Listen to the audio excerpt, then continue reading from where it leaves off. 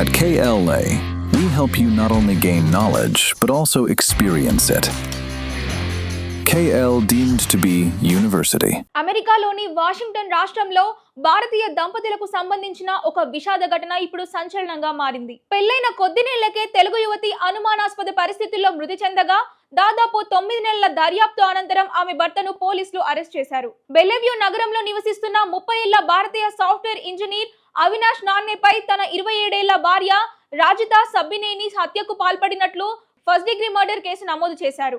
2025 October 27 రాత్రి తన భార్య బాత్రూమ్ లోకి వెళ్లి తలుపు వేసుకుందని, స్పందించడం లేదంటూ అవినాష్ 911 కు ఫోన్ చేశాడు. పోలీసులు బలవంతంగా తలుపు తెరిచి చూడగా రాజిత అపస్మారక స్థితిలో కనిపించింది. వైద్యులు ఆమె అప్పటికే మరణించినట్లుగా నిర్ధారించారు. ప్రారంభంలో రాజిత అనారోగ్యంతో ఉండేదని, దగ్గుమందు తీసుకొని బాత్రూమ్ లోకి వెళ్లి ఉండవచ్చని అవినాష్ పోలీసులకు తెలిపాడు. అయితే దర్యాప్తు ముందుకు సాగే కొద్దీ అతను చెప్పిన వివరాలకు పోలీసులు సేకరించిన డిజిటల్ ఆధారాలకు మధ్య వ్యత్యాసాలు ఉన్నట్లు అధికారులు గుర్తించారు.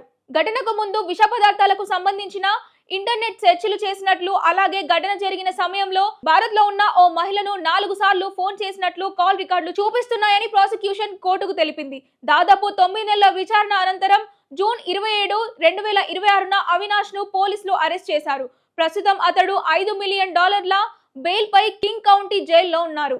అయితే రాజిత మరణానికి ఖచ్చితమైన కారణాన్ని అధికారులు ఇప్పటి వరకు అధికారికంగా వెల్లడించలేదు. కేసు ప్రస్తుతం కోర్టు విచారణలో ఉంది. అభియోగాలు రుజువయ్యే వరకు నిందితుడు చట్టపరంగా నిర్దోషిగానే పరిగణించబడతాడు.